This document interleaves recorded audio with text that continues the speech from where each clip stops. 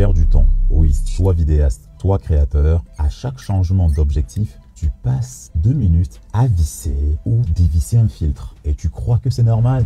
Mauvaise nouvelle? Non, tu perds du temps et le temps, c'est précieux. Bonne nouvelle, ce que je tiens dans la main, c'est le Revoring Mark II de HNY. Et si tu me vois faire cette vidéo aujourd'hui, c'est que ton setup va encore upgrader. Tu veux tourner en extérieur, tu as besoin d'un filtre ND. Tu veux couper les reflets dégueulasses d'une vitre ou sur l'eau, tu as besoin d'un filtre polarisant. Tu veux un look cinéma, lumière douce organique, un truc qu'on aime quand on regarde les films, tu dois rajouter un Pro Mist. Et résultat, parfois je me suis retrouvé à me trimballer avec une pochette de filtres avec 12 bacs d'adaptation, etc.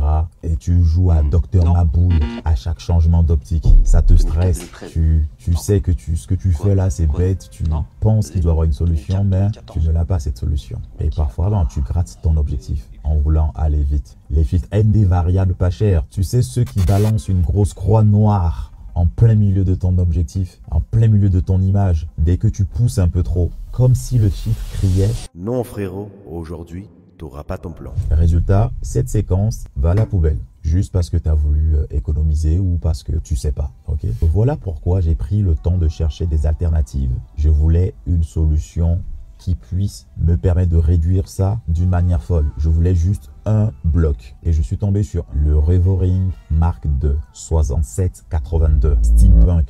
Et il y a un côté très futuriste que j'aime bien. Je vous mettrai des vidéos. Et il s'adapte à tous tes optiques de 67 à 82 mm.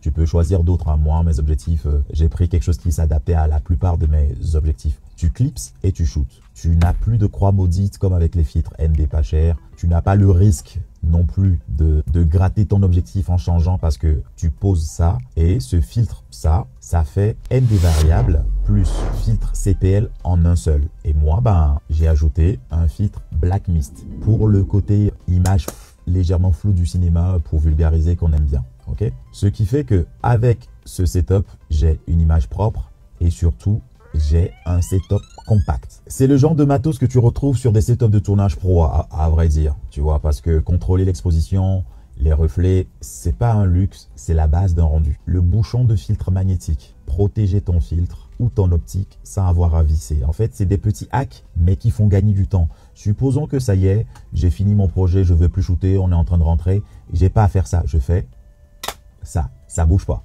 Donc, je vais devoir appliquer une petite force un peu pour ouvrir et quand tu poses, ça ne bouge plus. Je cherche des raccourcis, je cherche la beauté, je cherche de l'élégance. Et cet outil, il est pratique, élégant. C'est un détail, mais c'est le genre de détail qui change ta manière de travailler sur un tournage, qui change ta manière de travailler sur une séance photo. Ok? Maintenant, nous allons parler de la partie que j'aime le plus de ce film et que vous allez adorer, le Black Pro Mist. Ça te permet directement de donner ce côté glow ciné, une peau plus flatteuse, des hautes lumières moins agressives. Tu vois, on rentre dans une image qu'on pourrait appeler image cinéma pour vulgariser et ça se fait grâce à ce filtre. Je vous mettrai des images, je vous mets des images. Je vais faire aussi un photoshoot pour faire des images avant-après pour que vous voyez à quel point c'est subtil, mais c'est important. Ok? Voilà. Donc, encore une fois, pas besoin de visser 10 000 ans. Tu poses, ça y est. Tu vois, tu poses, boum, et c'est parfait.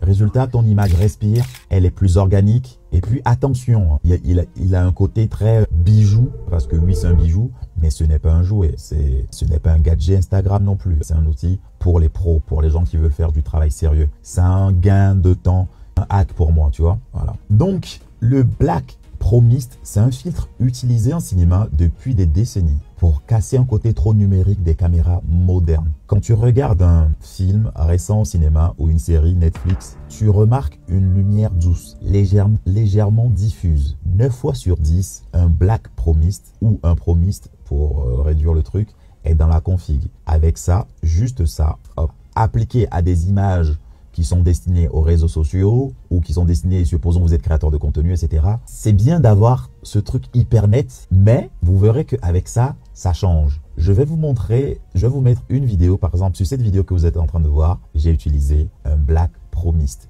Et j'ai utilisé une version galère, hein, une version où quand tu mets juste le filtre, tu n'as plus envie de mettre quelque chose d'autre. Mais avec ça, vous avez ce rendu ciné avec les lumières diffuses, etc. Une peau plus flatteuse, supposons tu as un visage dégueulasse de base ou où voilà, ta cliente, elle a la peau un peu, après ça fait pas de miracle, hein, mais vous voyez ce que je veux dire ou pas? En gros, ça va adoucir légèrement la peau et garder un côté très organique, très naturel et une lumière diffuse en arrière-plan. Pour faire simple, Black Promise, c'est la différence entre vlog YouTube qui te pique les yeux et un plan qui ressemble à une prod Netflix. Avec ça, tu te rapproches d'un rendu cinéma que ton audience attend inconsciemment et que tes clients, même s'ils se sont jamais rendus compte, vont apprécier.